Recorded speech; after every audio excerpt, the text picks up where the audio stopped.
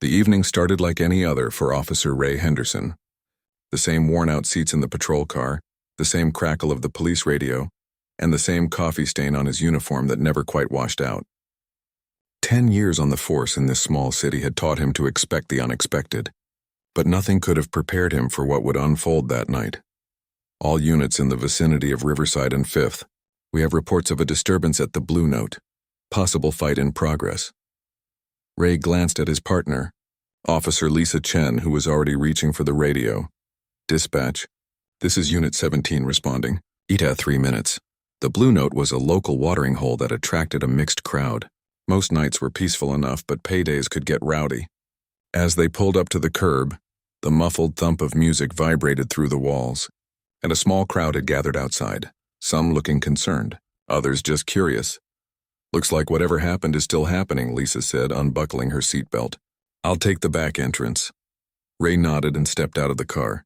The night air was cool against his face, a welcome relief after hours in the stuffy patrol car. He adjusted his belt, feeling the familiar weight of his equipment, and approached the front door with measured steps. The bouncer, a mountain of a man with arms like tree trunks, spotted Ray's uniform and waved him over. Thank goodness you're here, officer. Some guys from out of town started trouble. Owner's trying to calm things down, but it's getting ugly. Ray could hear raised voices as soon as he stepped inside. The Blue Note was dimly lit, with blue neon lights casting an eerie glow across the room. The air was thick with the smell of spilled beer and sweat. In the far corner, a crowd had formed around what appeared to be the center of the commotion. Police, make way, Ray called out, his voice cutting through the noise. The crowd parted reluctantly, revealing a scene of chaos. 2 men were being held back by their friends, faces red with anger, shouting threats at each other. The bar owner, Pete, stood between them with his hands raised, trying to defuse the situation. He cheated, one man yelled, struggling against his friend's grip. I saw him slip cards. You calling me a cheat? The other man lunged forward, nearly breaking free. I'll show you what happens to people who call me names. Ray stepped forward, his presence commanding attention. All right, that's enough. Everyone back up now. The shouting died down momentarily as all eyes turned to him. Ray scanned the crowd, noting positions, possible threats, potential exits. All the things his training had drilled into him. Lisa, you here? He called out, knowing his partner should have made it through the back by now. Here, she replied, appearing at the edge of the crowd. Got eyes on the situation. Ray nodded and turned back to the 2 men. You 2 separate corners now, everyone else back to your drinks or head home. Show's over. Most of the onlookers began to disperse, though some lingered to watch from a distance. The 2 men were still glaring at each other but had stopped actively trying to fight. He started it, the first man said, pointing accusingly. We were just playing cards and this guy goes crazy when he starts losing. That's because you were cheating. The second man spat back. I said enough. Ray's voice was firm. Pete, what happened here? The bar owner sighed, running a hand through his thinning hair. Card game got heated. Words were exchanged, then pushes, then it almost came to blows. I was trying to get them out before anyone got hurt. Ray nodded, taking in the information. The situation seemed to be calming down, but experience told him these moments were unpredictable. A casual gathering could turn violent in seconds. It happened so fast that later, when Ray tried to piece it together, the details blurred. One moment he was listening to Pete. The next, there was movement in his peripheral vision. Someone shoving through the crowd. A woman in a dark jacket moving with purpose toward the commotion. Her hand reaching inside her jacket quickly. In that split second, Ray's training took over. 10 years of instinct, countless drills about threat assessment, and the reality that any unexpected movement could be reaching for a weapon. He pivoted and struck before his conscious mind could fully process what was happening. His fist connected with the woman's face with a sickening impact. She hadn't been expecting it. Her eyes widened in shock just before contact. Then she was on the ground, a trickle of blood coming from her nose, her dark hair splayed across the sticky floor. The entire bar went silent, the kind of silence that feels like a physical pressure, where everyone holds their breath at once. Oh my God, someone whispered, breaking the spell. Phones came out, camera flashes, the unmistakable sounds of video recordings starting. Stay back, Ray ordered, his heart pounding in his chest.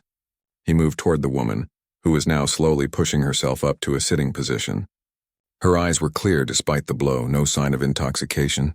She touched her nose gingerly, looking at the blood on her fingertips with a detached sort of interest. "Ma'am, don't move," Ray said, reaching for his handcuffs. "Keep your hands where I can see them." The woman looked up at him, her expression unnervingly calm. "Officer, I think there's been a misunderstanding." There was something about her voice, a confidence that gave Ray pause. Lisa appeared at his side, her hand hovering near her weapon. "Hands where we can see them," Lisa repeated. The woman complied, raising her hands slowly. "I'm reaching for my credentials now." Inside left jacket pocket, Ray tensed. "Move very slowly." With deliberate movements, the woman reached into her jacket and pulled out a leather wallet.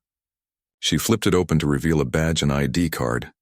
"Special Agent Diane Carter, FBI," she said, her voice steady despite the blood still trickling from her nose. "I'm working undercover investigating a money laundering operation connected to this establishment." Ray felt as if the floor had dropped out from under him. His stomach clenched with a sickening realization of what he'd just done. Around them, the bar patrons were still recording, their faces showing a mix of shock and morbid fascination. "Lisa, check her credentials," Ray said, his mouth suddenly dry. Lisa took the badge, examining it carefully before stepping away to call it in. Ray stood frozen, aware that this moment was being captured from multiple angles, that it would likely be online within minutes. "You want to tell me why you just assaulted a federal agent, officer?" Agent Carter asked, her tone remarkably measured given the circumstances. Ray swallowed hard. "I saw you reaching into your jacket suddenly, in the middle of an active disturbance. I assessed it as a potential threat." Agent Carter nodded slightly, wincing at the movement. "And your first instinct was to punch me in the face rather than identify yourself and issue a command?" The question hung in the air, unanswerable. Because she was right. He had reacted with force first, questions later. And now a federal agent was bleeding on the floor of the Blue Note, and a dozen camera phones were recording every second of the aftermath. Lisa returned, her expression grim. "Credentials check out. She's FBI, active duty." The weight of those words settled over Ray like a heavy blanket. His career flashed before his eyes, not just the past 10 years, but the future he'd planned. All potentially gone in one moment of poor judgment. "Agent Carter, Ray began, not even sure what he could say. She held up a hand to stop him, then used a napkin from a nearby table to dab at her nose. "Save it for the formal inquiry, officer. Right now I need medical attention and you need to call your superior. This operation just got a lot more complicated." As if on cue, Ray's radio crackled to life. "Unit 17, status report." He unclipped the radio, aware that every eye in the place was on him. "Dispatch, this is Henderson. We need additional units at the Blue Note and notify the watch commander that we have an incident involving an FBI agent." The silence that followed that transmission seemed to last an eternity. Then, "Copy that, Unit 17, all available units responding. Watch commander has been notified." Ray clipped the radio back to his belt, feeling as though he'd just announced his own professional funeral. He looked down at Agent Carter, who was now accepting an ice pack from the bartender. "You've really stepped in at this time, Officer Henderson," she said quietly, holding the ice to her face. "Hope you've got a good union rep." As the sound of approaching sirens filled the air outside, Ray knew his life had just changed irrevocably. And judging by the phone still recording his every move, the world would soon know exactly what he'd done. The next 30 minutes passed in a blur for Ray. Additional patrol cars arrived, their flashing lights painting the street outside the Blue Note in alternating red and blue. The bar patrons had been cleared out, leaving only the key witnesses, the bar staff, and a growing number of police officers. Ray sat on a bar stool, his police radio silent now, watching as his fellow officers secured the scene. He felt oddly detached, as if watching someone else's life unravel.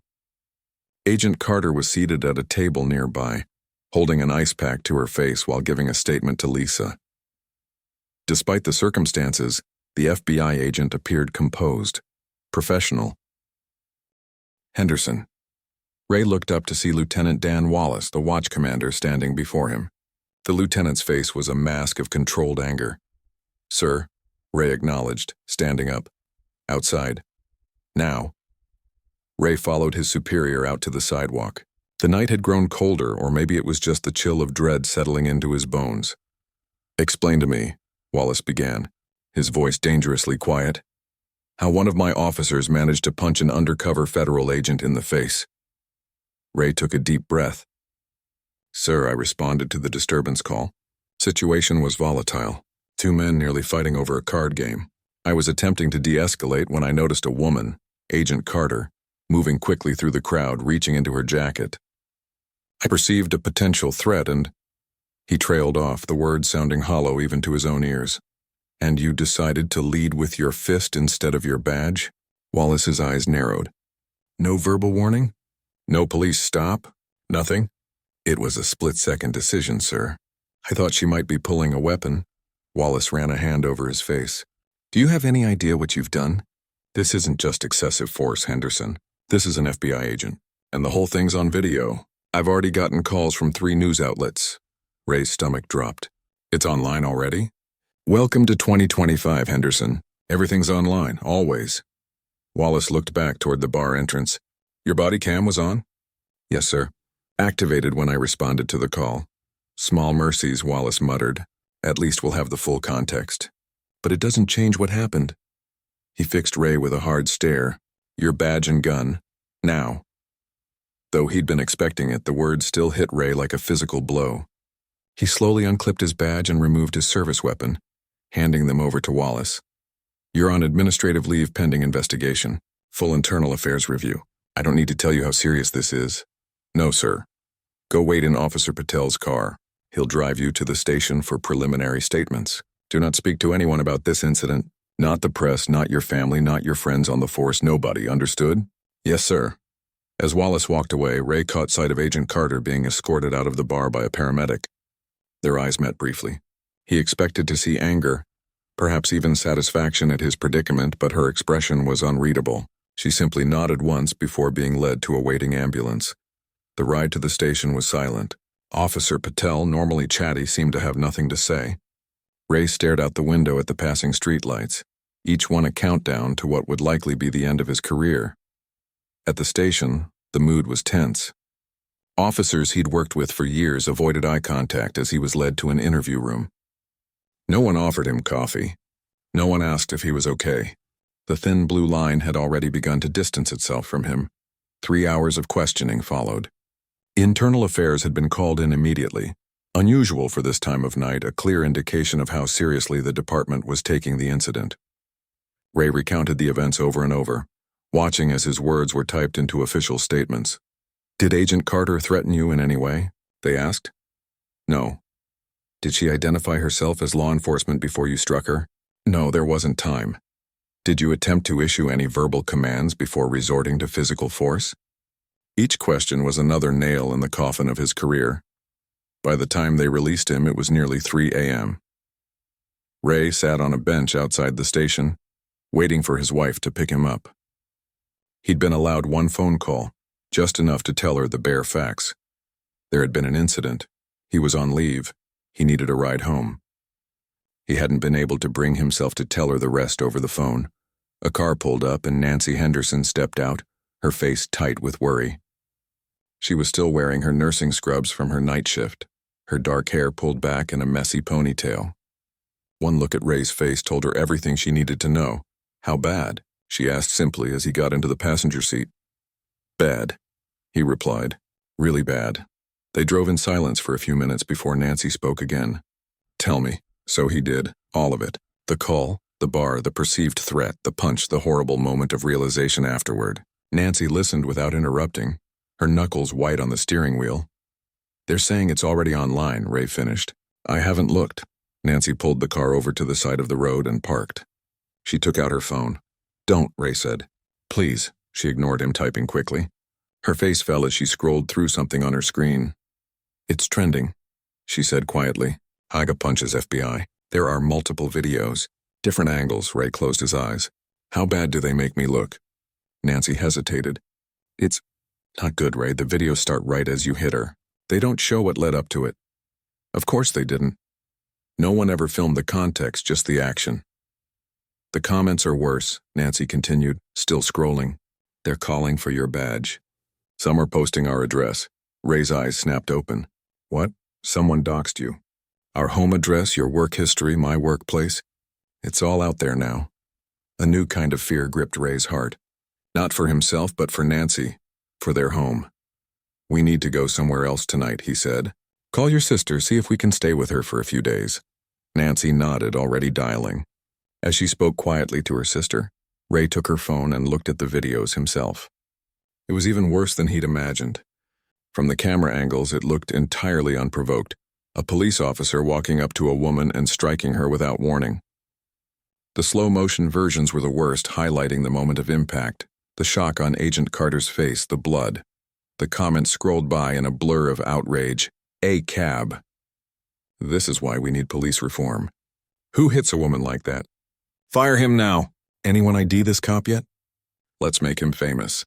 His entire life reduced to a 10-second clip and a hashtag. Nancy finished her call. Beth says we can stay as long as we need to. She's making up the guest room now. Thanks, Ray said, handing back the phone. I'm sorry to drag you into this. Nancy reached over and took his hand. For better or worse, remember? We'll get through this. But even as she said it, Ray could see the worry in her eyes. They both knew this wasn't just a professional crisis. It was a threat to everything they'd built together. As they drove to Nancy's sister's house, taking a roundabout route to make sure they weren't followed, Ray's phone buzzed with a text from Lisa. Thought you should know. Agent Carter refused to press personal charges. Said she wants to review the body cam footage before making any statements to the press. Don't know what it means, but maybe it's something. Ray stared at the message for a long time. Why would the FBI agent he'd assaulted show him any consideration? It didn't make sense unless... Turn on the radio, he said suddenly. Nancy flipped to the local news station.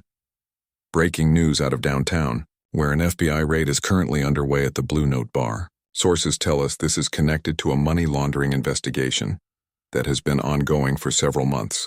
This comes just hours after a video went viral, showing a local police officer striking what we now know was an undercover FBI agent at the same location. The FBI has declined to comment on whether the two incidents are related. Ray and Nancy exchanged looks. What does it mean? She asked. I don't know, Ray admitted, but I think there's more to this story than anyone's saying. He looked out at the dark streets passing by. And I think Agent Carter knows exactly what it is. Ray woke up disoriented, the unfamiliar ceiling of his sister-in-law's guest room coming into focus. For a blissful moment, he couldn't remember why he was there. Then it all came flooding back, the bar, the punch, the badge and gun handed over. He checked his phone. 37 missed calls, 58 text messages, and over 100 email notifications. The digital aftermath of a life imploding. It was just past noon. He'd slept far longer than intended, exhaustion finally winning out over anxiety in the early morning hours. Nancy had already left for her shift at the hospital. She couldn't afford to miss work, not with his job now in jeopardy. There was a note on the nightstand. Called in sick for you. Beth made food. Eat something. Love you. Downstairs, his sister-in-law Beth was working on her laptop at the kitchen table. She looked up as Ray entered. There's coffee, she said, gesturing to the pot. And sandwiches in the fridge. Thanks, Ray replied, pouring himself a cup. The normalcy of the action felt strange, as if he were playing a role in someone else's life. Any news? Beth hesitated. It's still trending. The department issued a statement saying you've been placed on administrative leave pending investigation. And, she paused. There's protesters outside your house. Ray nearly dropped his mug. What? About 20 people with signs. News vans, too. That's why Nancy called in sick for you. She figured you shouldn't go there right now. Ray sat down heavily, coffee forgotten. This is insane. It's been less than 24 hours. The internet moves fast, Beth said sympathetically. For what it's worth, not everyone's against you. There's a counter hashtag starting up. Wait for the body cam. Some people are saying the videos don't show the whole story. Small comfort, but Ray would take what he could get. He pulled out his phone, steeling himself to face the digital storm. First, he checked his texts. Most were from fellow officers, ranging from supportive, hang in there, man, to wary, hey, just checking in, to downright cold. You really messed up this time. A few were from reporters seeking comment. One was from Lisa. IA wants your formal statement tomorrow at 9 a.m., lawyer up. His emails were worse, a flood of hate mail from strangers who had somehow found his personal address. He deleted them without reading. The last notification was a voicemail from an unknown number. Ray hesitated, then played it. "Officer Henderson, this is Agent Carter. I'd like to speak with you privately about yesterday's incident. This is not an official FBI request, and you're free to decline. If you're willing to meet, come to Franklin Park, the chess tables, at 2 p.m. today. Come alone and don't tell anyone about this call." Ray played the message twice more, trying to read between the lines. Why would she want to meet him? Was it a trap? But if she wanted to make things worse for him, she could have done so already. He checked the time. 12:45 p.m. If he was going to make it to Franklin Park by 2, he needed to leave soon. "Beth, can I borrow your car?" he asked. "I need to go somewhere." Beth looked concerned. "Is that a good idea? Your face is all over the news." "It's important," Ray said, already heading for the door. "I'll be careful." Franklin Park was a 30-minute drive across town. Ray kept his head down, baseball cap pulled low as he made his way to the chess tables. It was a weekday afternoon, and the park was relatively quiet. A few retirees playing chess, some parents with young children at the nearby playground, a couple of dog walkers. Agent Carter was sitting at a table in the far corner, a chessboard set up in front of her. She wore sunglasses and a scarf that partially concealed her face, but Ray recognized her immediately. The bruising around her nose and eyes was visible even from a distance, purple and yellow against her skin. He approached cautiously and sat down across from her. "I got your message." She nodded once, pushing a white pawn forward. "Play. It'll look less suspicious." Ray moved a pawn of his own, feeling surreal. "Why did you want to meet?" "Because we have a problem," she replied, moving another piece. "The operation I was working on just got a lot more complicated thanks to you." "I'm sorry about your face," Ray said, genuinely remorseful. "I made a mistake." "Yes, you did," she agreed, touching her bruised nose gingerly. "But that's not why we're here." "You're wondering why I haven't pressed charges? Why I asked to see the body cam footage before making any statements?" Ray nodded, moving his knight without really thinking about the game. "Because something doesn't add up," Agent Carter continued. "I've been working this case for 6 months. Money laundering through the Blue Note, connected to a larger drug operation. But someone keeps tipping off our targets. We get close, they clean house, we start over. It's happened 3 times now." Ray frowned. "You think there's a leak?" "I know there's a leak," she corrected. "And after last night, I'm starting to think it might be in your department." The accusation hung in the air between them. Ray felt defensive instincts kicking in, the impulse to protect his fellow officers, to reject the idea that one of their own could be dirty. "That's a serious allegation," he said finally. "Yes, it is," Agent Carter agreed. "And I have nothing concrete to back it up. Just a pattern, a hunch, and now this." She gestured to her face. "A very public incident that could have blown my cover, except my cover was already blown. Someone told them I was coming last night. That's why the situation was so tense when you arrived." Ray thought back to the scene at the Blue Note. The card players, the argument. Had it all been staged? A distraction? "The 2 guys who were fighting," he said slowly. "Were they part of it?" Agent Carter nodded. "Hired muscle. They were supposed to create a scene, get police attention, while the real players slipped out the back with evidence. What they didn't count on was how quickly you'd respond, or that I'd show up at the same time. And now they know you're FBI," Ray concluded. "Your cover's completely blown." "Yes, but so is their operation. We raided the place an hour after you left, caught some small fish, missed the big ones. Still, we got enough evidence to keep going." "So why are you telling me all this?" Ray asked, genuinely confused. "Why meet me here?" Agent Carter leaned forward. "Because I need someone on the inside, someone I know isn't the leak. And ironically, Officer Henderson, the fact that you punched me in the face gives me reasonable confidence that you're not working with these people." Ray almost laughed at the absurdity of it. "So assaulting you is my character reference?" A ghost of a smile crossed her face. "In a manner of speaking. The leak had to know I was FBI, but they didn't warn you. They let you walk in blind, which means either you're not important enough to be in their circle or they wanted me to mess up," Ray finished, the realization dawning on him. "Get me out of the way, exactly. Either way, I'm reasonably confident you're not part of this, and right now I need all the allies I can get." Ray sat back, processing. "My career is on the line. I'm probably going to lose my badge over this." "Maybe," she conceded, "or maybe not. The body cam footage shows you responding to what could reasonably be interpreted as a threat in a volatile situation. It was still excessive force, but context matters. And if you help me find the real dirty cop in your department, I'll testify that I believe your actions, while mistaken, were made in good faith. It wasn't a get-out-of-jail-free card, but it was something, more than he'd had an hour ago. What would I need to do? He asked cautiously. For now, nothing obvious. Go through the motions of your IA investigation. Act like you expect to be fired. Meanwhile, I'll get you a secure phone. You'll report anything suspicious directly to me. Personnel who seemed too interested in the Blue Note case, officers living beyond their means, unusual patterns in patrol assignments around known money laundering fronts. You want me to spy on my fellow officers? Ray said flatly. I want you to help me catch a criminal who happens to wear the same uniform as you, she corrected. Someone who's betraying everything that badge stands for. Ray stared at the chessboard between them, at the pieces arranged in their strategic positions. He was being played, he knew that. Agent Carter needed him because he was desperate, because he had nothing left to lose. But if she was right, if there really was a dirty cop in his department, I'm going to need something more concrete, he said finally. Some proof that this leak exists, that it's not just a theory. Agent Carter reached into her pocket and slid a folded piece of paper across the table. Bank records. One of your officers has been making regular deposits just under the reporting threshold. Always 2 days after our targets move product.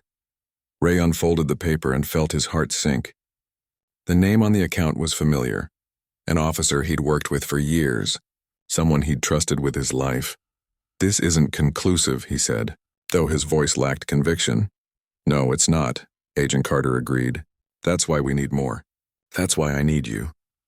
She stood up, leaving their chess game unfinished. The secure phone will be delivered to your sister-in-law's house tonight. Don't tell anyone about our meeting, not even your wife. The fewer people who know, the safer you'll be.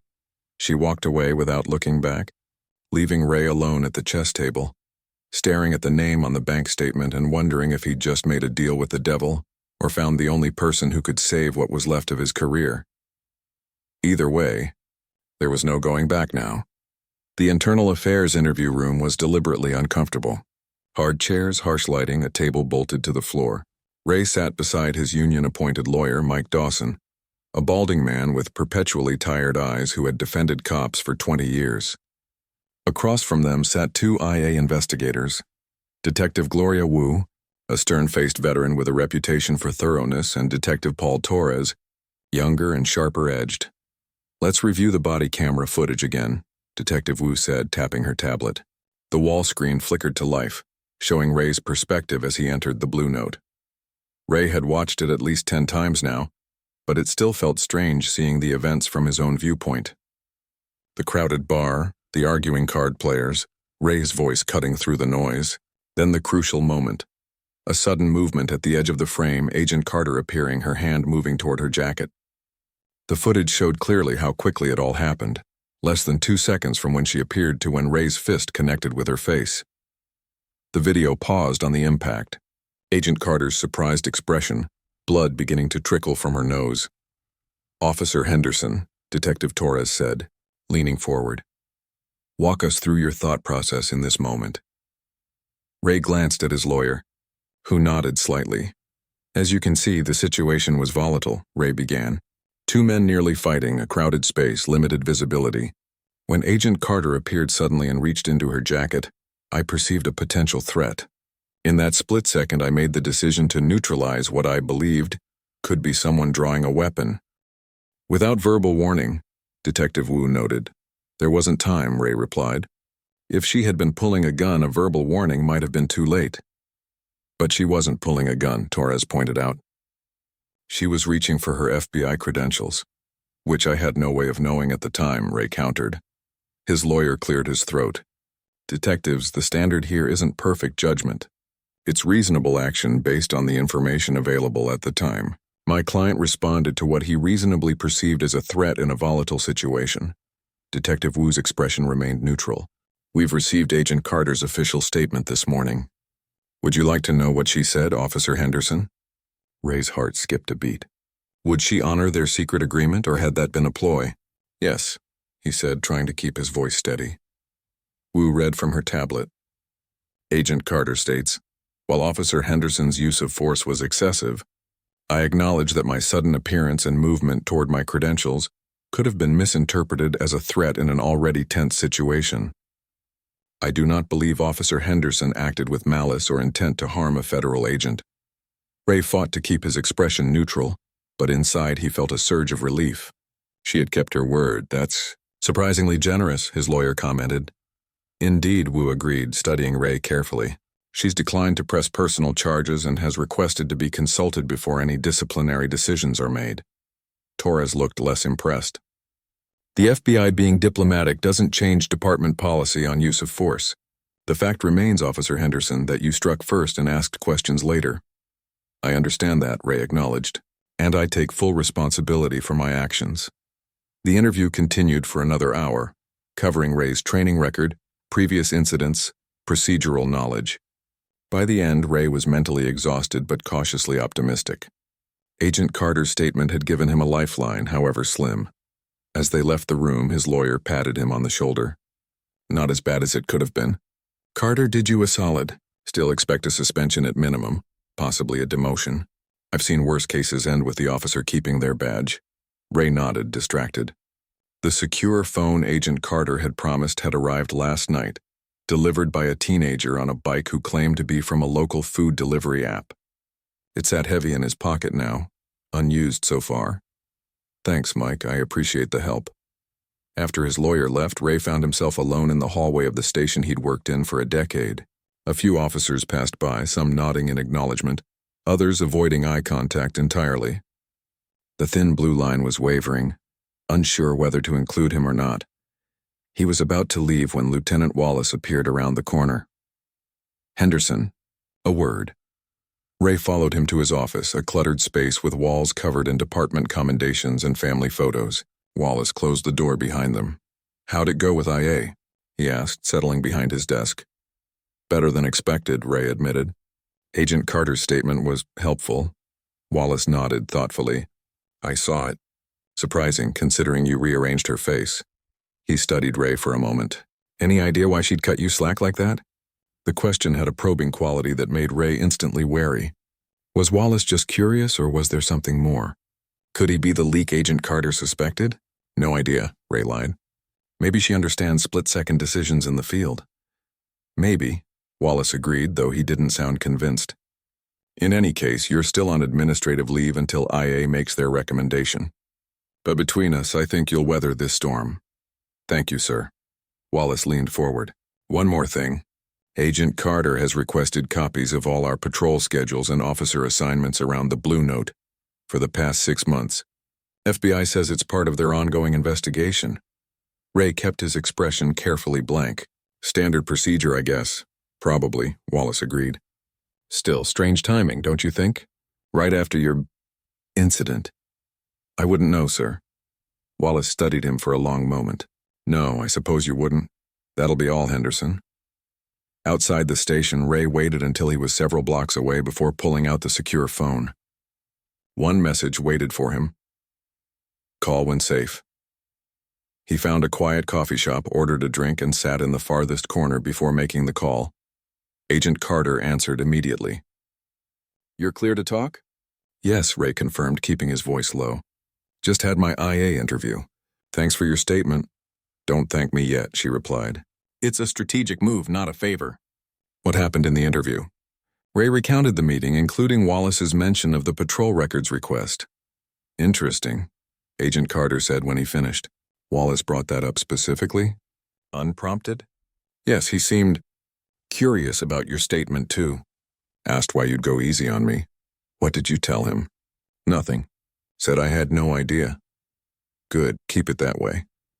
There was a pause then. We got the patrol records this morning. 3 officers were consistently on duty near the Blue Note when our operations were compromised. One of them is your Lieutenant Wallace. Ray felt a chill despite the coffee shop's warmth. That doesn't prove anything. Could be coincidence, could be, she agreed. But we need to find out for sure. I need you to get into Wallace's office, check his personal calendar. We need to confirm if he was meeting anyone on specific dates. You want me to break into my lieutenant's office? Ray asked incredulously. That's not just crossing a line, that's career suicide. Your career is already on life support. Agent Carter reminded him bluntly. And if Wallace is our leak, he's betrayed everything that badge stands for, including you. Ray thought about Wallace, the man who'd mentored him for years. The idea that he could be corrupt was almost impossible to accept. And yet, even if I wanted to, Ray said, I can't get into the station. I'm on leave, remember? You don't need to, Agent Carter replied. Wallace keeps a backup of his calendar on his home computer. His wife mentioned it during our background checks. You just need to get into his house. That's breaking and entering. Not if you have a reason to be there, she countered. His wife Helen is hosting a support dinner for officers' families tomorrow night. Your wife should have received an invitation. Ray recalled Nancy mentioning something about a department dinner. He'd assumed they wouldn't be welcome given his situation. You want me to go to a social dinner and what, sneak into Wallace's home office? Exactly. All you need is 5 minutes with his computer. The password is likely something personal, kids' names, anniversary date. Our text can help if you get stuck. Ray ran a hand through his hair, the magnitude of what she was asking sinking in. And if I get caught? Then you were looking for the bathroom, Agent Carter said simply. But don't get caught. The line went quiet as Ray weighed his options. If Wallace was the leak, then helping expose him could salvage Ray's career. But if he was wrong, if Wallace was innocent and Ray was caught snooping, he'd lose everything for sure. You still there? Agent Carter prompted. I'm thinking.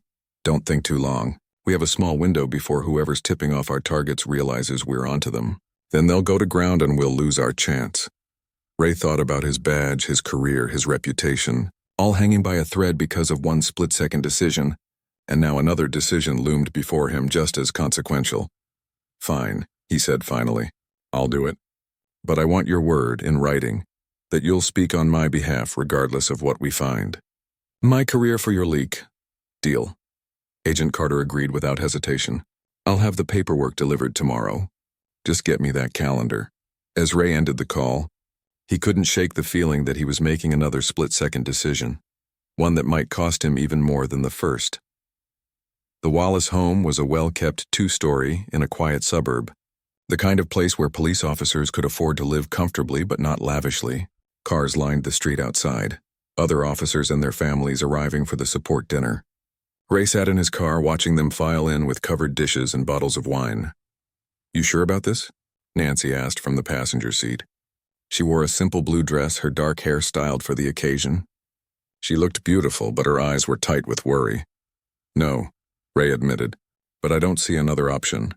He hadn't told Nancy everything, couldn't tell her everything for her own safety. She knew only that Agent Carter believed someone in the department was corrupt, and that Ray had agreed to help investigate. These people used to be our friends, Nancy said softly. Now half of them won't even look at me at the hospital. Ray squeezed her hand. I know, I'm sorry. Don't be sorry. Just be careful. She leaned over and kissed him. Whatever you're looking for in there, it better be worth it. They walked up to the house together, a casserole dish in Nancy's hands. Ray could feel eyes on them as they approached the door, whispers following in their wake. Helen Wallace greeted them with a warm but slightly strained smile. Ray, Nancy, I'm so glad you could make it, she said, ushering them inside. Dan's in the backyard with the grill. Everyone's out back. The house was filled with familiar faces. Officers Ray had worked with for years, their spouses, a few department administrators. Some nodded in greeting, others pretended not to notice him. Ray scanned the room, mentally mapping the layout. According to Agent Carter, Wallace's home office was upstairs, second door on the right. I'll take this to the kitchen, Nancy said, lifting the casserole. She gave Ray's hand a quick squeeze, a silent signal of support. Ray made his way through the house, stopping to make awkward small talk with the few colleagues brave enough to acknowledge him. He kept one eye on Wallace, who was indeed manning the grill in the backyard, surrounded by a group of senior officers. Quite a crowd, said a voice at his elbow. Ray turned to find Officer Patel, the same officer who had driven him to the station after the incident. Yeah, Ray agreed cautiously. Surprised Helen invited us, to be honest. Patel shrugged. Wallace insisted. Said the department needs to stick together, especially now. Interesting. Was that genuine support, or was Wallace keeping his enemies close? How's it going with IA? Patel asked, lowering his voice. Still pending, Ray replied. But Agent Carter's statement helped. Patel nodded. Everyone's talking about that. No one can figure out why she'd go easy on you. Just lucky, I guess. Maybe. Patel didn't look convinced. Well, hang in there. Not everyone thinks you're the bad guy. As Patel moved away, Ray checked his watch.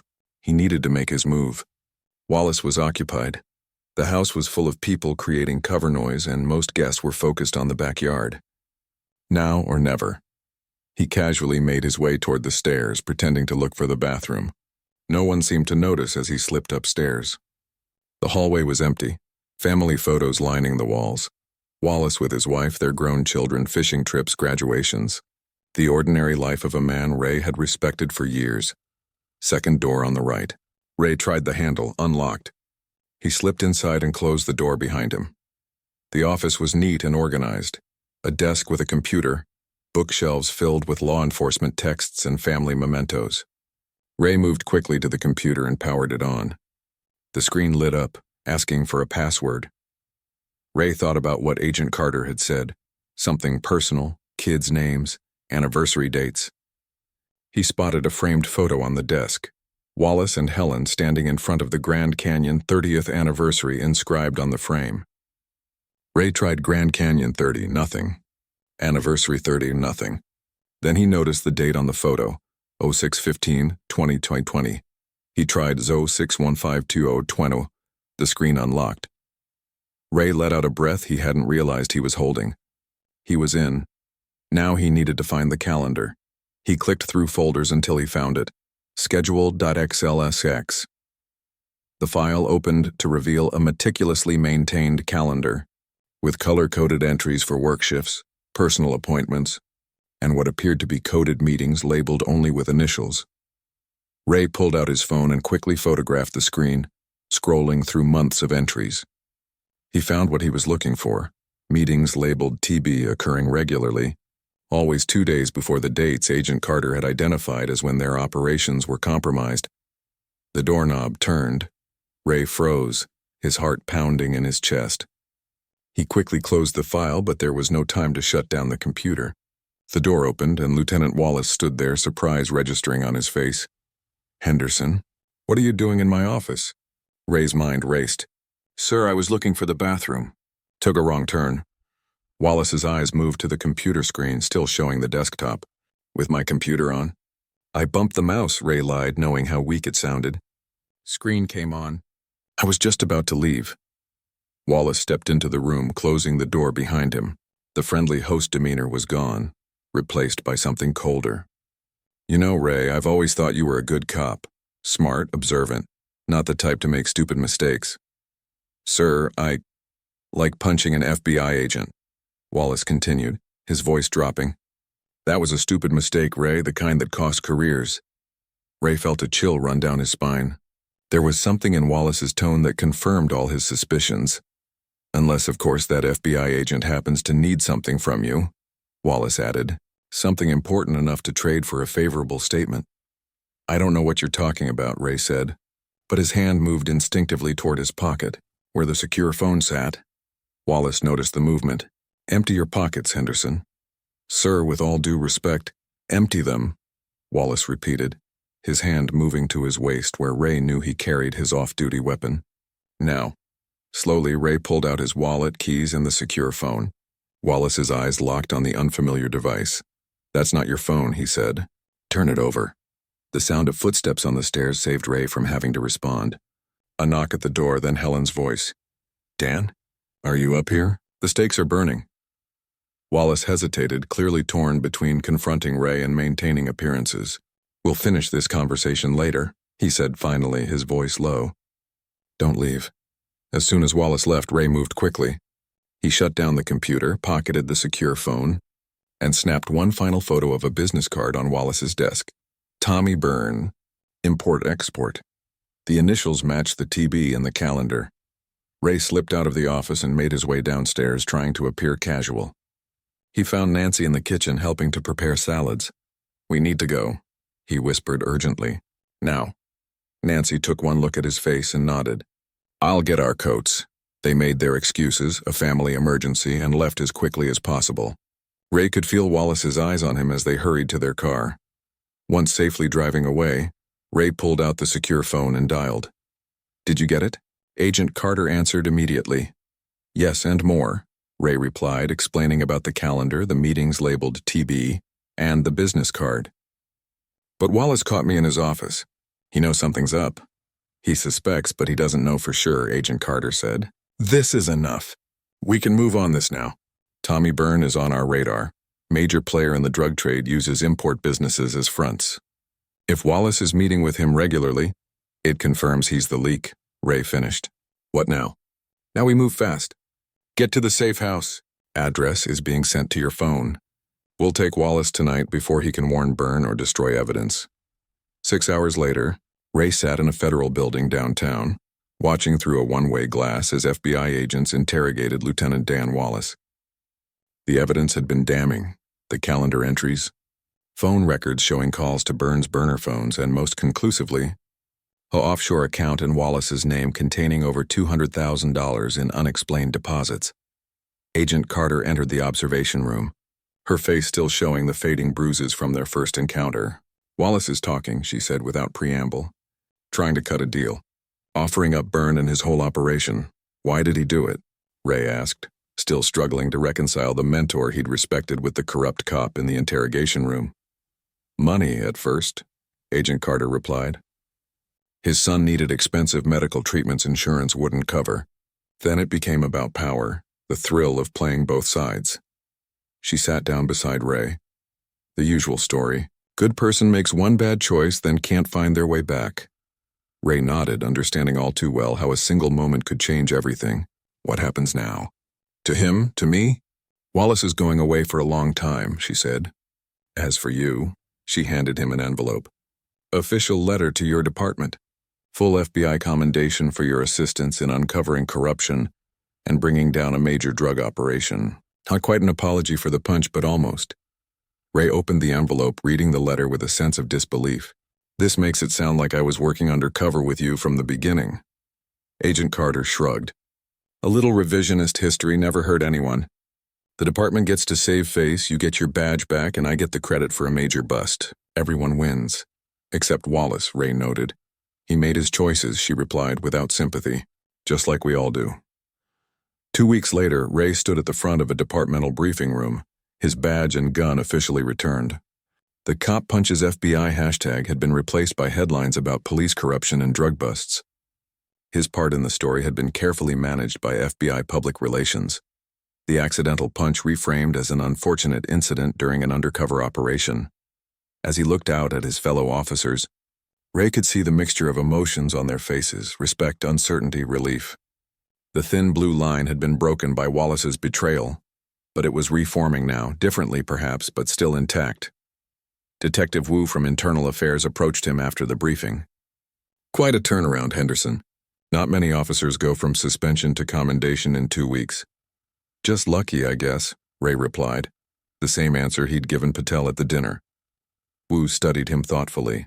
"Luck had nothing to do with it. You saw something wrong and you did something about it, even when it might have cost you everything. That's not luck. That's being a good cop." As Wu walked away, Ray felt his phone buzz with a text. It was from Agent Carter. "Next time you see someone reaching into their jacket, maybe just ask for ID first." Despite everything, Ray found himself smiling. One split-second decision had nearly destroyed his life, but another had saved it. Sometimes that was all it took. The courage to make the right choice when every